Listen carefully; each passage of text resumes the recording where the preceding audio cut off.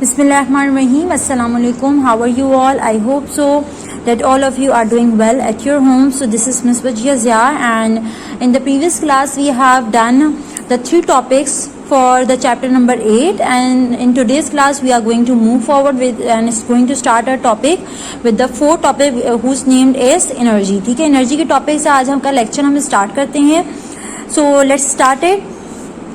First of all let me read down the definition of it. मैंने जब आपको ये चैप्टर स्टार्ट कराया था तो मैंने आपको बताया था कि जो वर्क का पावर के साथ और वर्क का एनर्जी के साथ बहुत गहरा ताल्लुक है. ठीक है, तो जहाँ जहाँ वर्क है वहाँ वहाँ लाजमी एनर्जी भी होगी. ठीक है, when ever work is done on an object it gains energy. जब भी किसी ऑब्जेक्ट के ऊपर कोई वर्क होता है तो वो कोई ना कोई एनर्जी गेन करती है. ठीक है, the energy of a body is its capacity of doing work. अब देखिए, किसी भी इंसान के अंदर या किसी भी बॉडी के अंदर एनर्जी क्या है कि उसके अंदर कितनी कैपेसिटी है उस काम को करने की. ठीक है, किसी भी इंसान के अंदर बेसिक अगर डेफिनेशन एनर्जी की देखूं तो यही है ना कि किसी भी इंसान के अंदर क्या कितनी कैपेसिटी है किसी भी काम को करने की. तो basically this is your energy.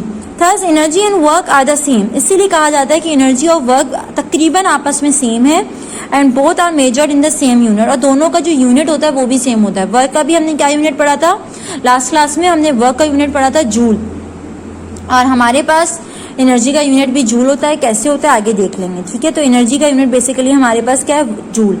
When ever we do work on a body, जब भी हम किसी बॉडी के ऊपर वर्क करते हैं, we store in it an amount of energy equal to work. जब भी हम किसी बॉडी के ऊपर वर्क करते हैं तो हम बेसिकली उसके अंदर उतना अमाउंट ऑफ एनर्जी स्टोर कर देते हैं, उसके अंदर इतना अमाउंट ऑफ एनर्जी होता है कि वो उतना काम कर सके. ठीक है, there are 2 forms of energy. तो बेसिकली हमारे पास एनर्जी की 2 टाइप्स होती हैं, 2 तरह की एनर्जी की फॉर्म्स होती हैं. First form is that kinetic energy and second is potential energy. ठीक है, पहली फॉर्म क्या है? Kinetic energy. दूसरी क्या है? Potential energy.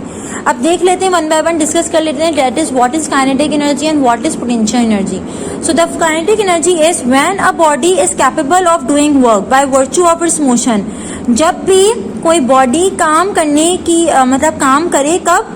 जब वो मोशन में हो, किसी भी मोशन की स्टेट में अगर आके वो कोई काम करती है तो that is basically kinetic energy. मतलब उसके ऊपर कोई वर्क अप्लाई हुआ और उसने डिस्टेंस ट्रेवल किया या कोई डिस्प्लेसमेंट कवर किया तो उसने, इसका मतलब उसने मोशन की. जब उसने मोशन की तो उसने कौन सी एनर्जी यूज की? उसने काइनेटिक एनर्जी यूज की. So this is basically kinetic energy. और you can say the energy associated with the mass due to its motion.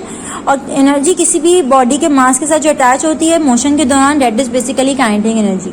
तो वो काइनेटिक एनर्जी होती है. काइनेटिक एनर्जी का फॉर्मूला हमारे पास क्या होता है? हाफ mv² होता है. ठीक है, तो और now potential energy. Potential energy किसको कहते हैं? पोटेंशियल एनर्जी तब होती है when a body is capable of doing work by virtue of its position.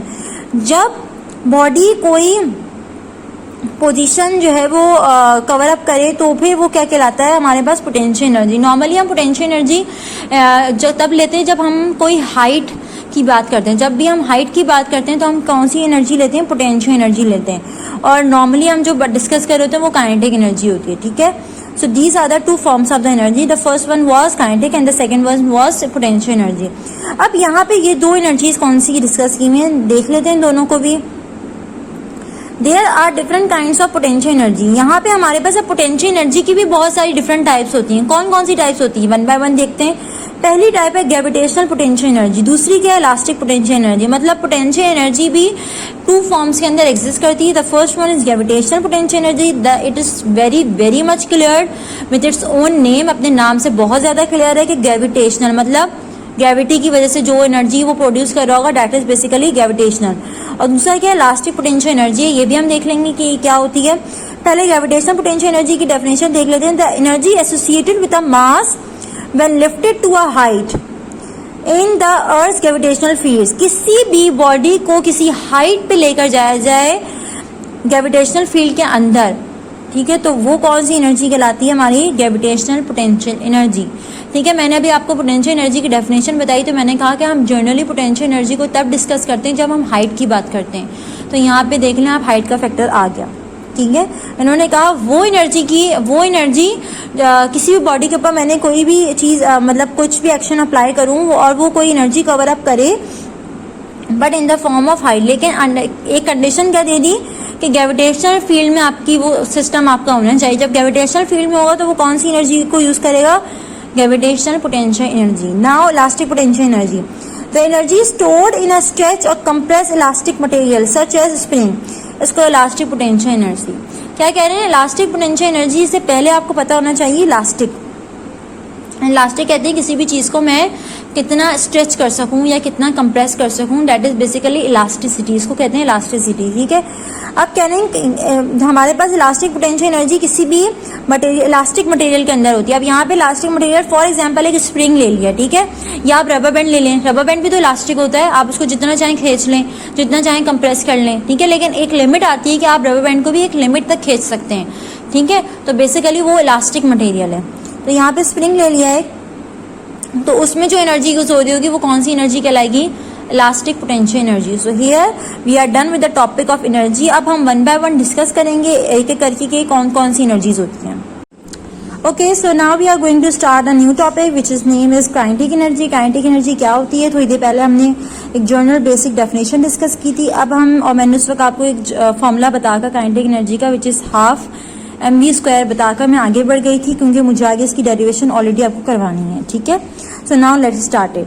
To obtain an expression for kinetic energy we have to determine the work done by the body in motion. किसी भी body की kinetic energy का expression निकालना हो तो हमें ये पता होना चाहिए कि उस बॉडी ने कितना वर्क डन किया है in the form of the motion. This work is equal to kinetic energy, और वही वर्क किसके बराबर आता है? काइनेटिक एनर्जी के बराबर आता है। Consider a body of mass, suppose कर लेते हैं एक बॉडी जिसका मास m है, वो हॉरिजॉन्टल सरफेस के ऊपर रखी गई। हॉरिजॉन्टल सरफेस कैसी होती है? एक्स एक्सिस की तरह होती है, इनिशियली एट रेस्ट, और वो बॉडी स्टार्ट में जो है वो रेस्ट पोजीशन पर है। When a force is F is applied, जब F फोर्स उस बॉडी के ऊपर अप्लाई होगी तो वो कुछ डिस्टेंस ट्रेवल करेगी, और that distance will be S। अब जब वो डिस्टेंस ट्रेवल कर लेगी तो कुछ डिस्टेंस ट्रेवल करने के बाद एक टाइम ऐसा आएगा कि वो बॉडी रुकेगी भी ना, तो उसकी वहां पे फाइनल वेलोसिटी क्या हो जाएगी? V।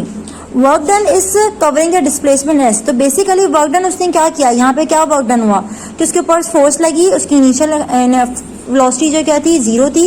उसने जब उसके ऊपर फोर्स लगी तो उसने कोई ना कोई डिस्टेंस ट्रेवल किया, जितना डिस्टेंस उसने एस ट्रेवल किया दैट इज बेसिकली है it's work done.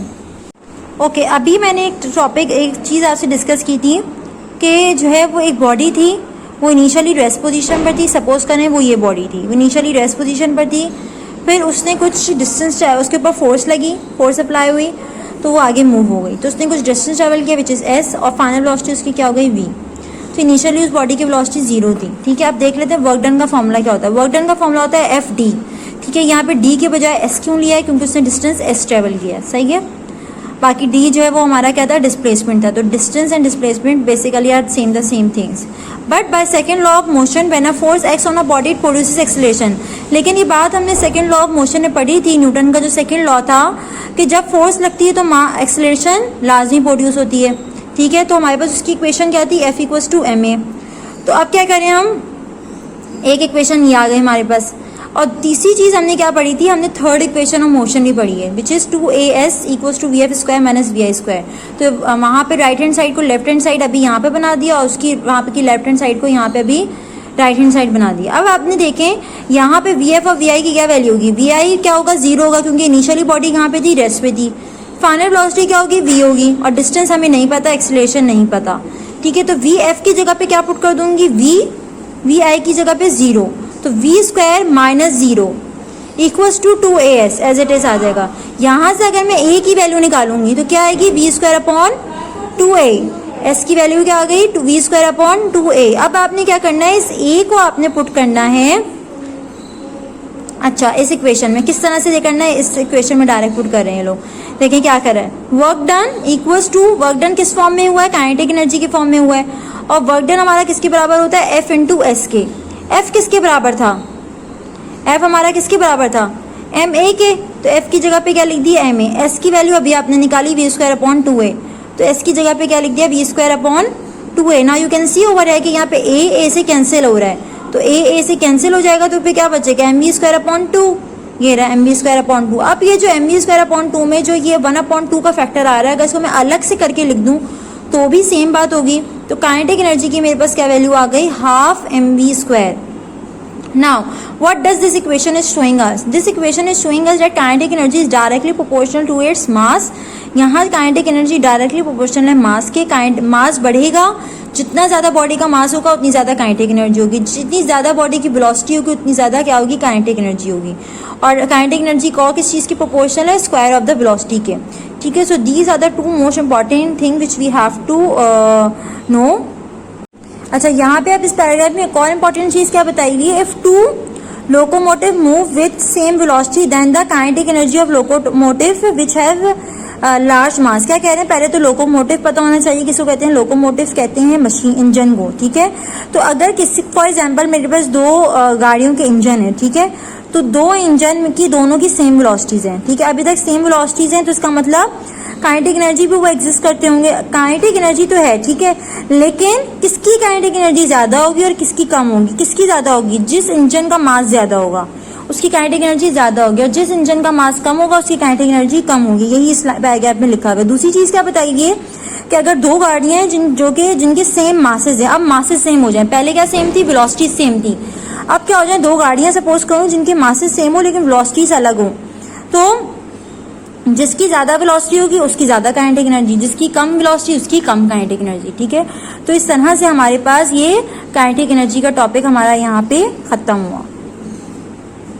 Okay, so now we are going to start the last topic of our today's video, which is gravitational potential energy. Gravitational potential energy क्या होती है, the potential energy possessed by a body in the gravitational field. वो energy produce हो due to the gravitational potential, gravitational field की वजह से जो energy produce होती है वो कौन सी एनर्जी होती है हमारे पास, ग्रेविटेशनल पोटेंशियल एनर्जी. अब ग्रेविटेशनल पोटेंशियल एनर्जी में एक केस डिस्कस कर लेते हैं हम.